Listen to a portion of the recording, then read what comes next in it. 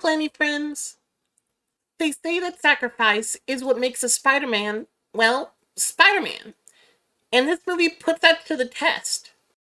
But dear God, this movie is such a palate cleanser after The Little Mermaid. I mean, these movies could not be more different in pacing, tone, and utter enjoyment. Coming off of the resounding success and critical acclaim of 2018's Into the Spiderverse, Across the Multiverse has a lot to live up to in order to prove that the 2018 movie was not a fluke, but rather the start of something beautiful. And spoilers, friends, it delivers. Before we swing into it, though, as always, if you want to stay up to date on the latest news and reviews going on in gaming and entertainment, please consider liking and subscribing, because somewhere in that great wide multiverse there is a successful Flandy, and I'll be damned if I don't try to take her down. Now though, let's get into it. I'll be honest, I love this movie. Into the Spider-Verse took me a little bit to get into its art style, but knowing what I was getting myself into with this one, I was immediately drawn in and loving every moment of it. The art is as beautiful and as fluid as it was before, only going above and beyond what was possible in its predecessor, which is what a movie should strive for. I cannot gush enough about just how beautifully animated this movie is. For as fast-paced and frantic as it can get, the animation still feels crisp and clean, and you're able to keep track of all of it.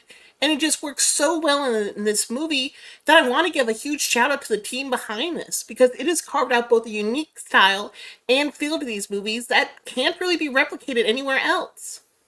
And if the animation is a step up, so are the amount of Spider-Man that we see and get to experience. I'm not going to list them all because we would be here all day, but as a huge fan of Spidey 2099, voiced by Oscar Isaac, and done wonderfully so, I was absolutely fangirling over his presence in the film, even if he is a bit of a pseudo-antagonist. You have a choice between saving one person and saving an entire world. I can do both! Stop him! Now! Some of the other standouts include Ben Reilly's Scarlet Spider, which, in the PS4 Spider-Man game, I constantly had to choose between the Scarlet Spider and 29 as my favorite skins because I love them both. But you also have Spider-Punk, Armored Spidey, Bombastic Bagman, Spider-Man India, and even some familiar live-action Spideys hinted at. This movie was just a visual treat in getting to see and experience these people, and the way they are animated and move just feels so well done and unique to each of these heroes that you can tell a lot of love and attention was put into this, which honestly is something I've been missing from the movies I've been seeing lately. It could just be that after being so bored by The Little Mermaid that anything would seem superior by comparison, but I found myself enjoying the plot of this one a lot, even though I thought I had a good idea of where it was going to go. I'm not going to dive into spoilers other than to say I was surprised at what I thought was a throwaway villain in the trailer was actually quite important to the plot, and was pleasantly surprised what they did with him. In fact, they actually took him and made him somewhat terrifying in spots, which is all I'm going to say about that. But it's a good sign to me that despite this animated movie having the same runtime as Little Mermaid, it did not feel like it at all.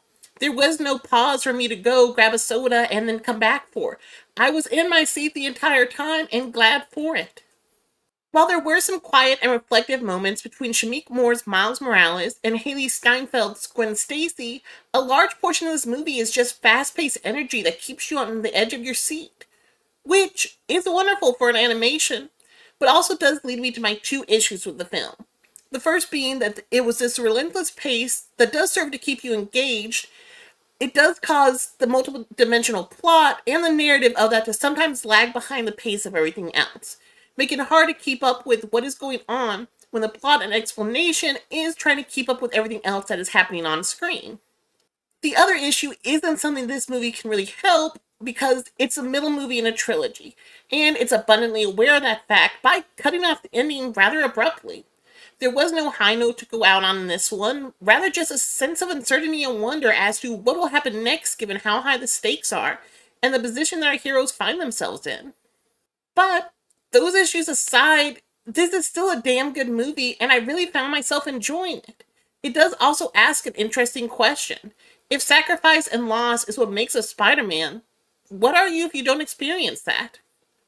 I like their explanation of canon events, which must occur for a Spider-Man. Sort of like Doctor Who's Fixed Points in Time or Bioshock's There's Always a Man and Always a Lighthouse kind of setup.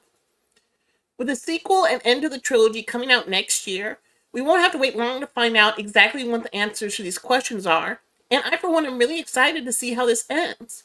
I just strongly recommend you guys go see this if you're a fan of Spider-Man, animation, or just really want to see a fun movie, which are rather few and far between as of late. But that's all I've got for now, Flanny friends. There's not much to say on this without spoiling it, other than to just say I really enjoyed it. If you have seen this one, what do you think? Do you have a preferred Spider-Man or costume? If so, let me know down below, and until next time, guys. Bye!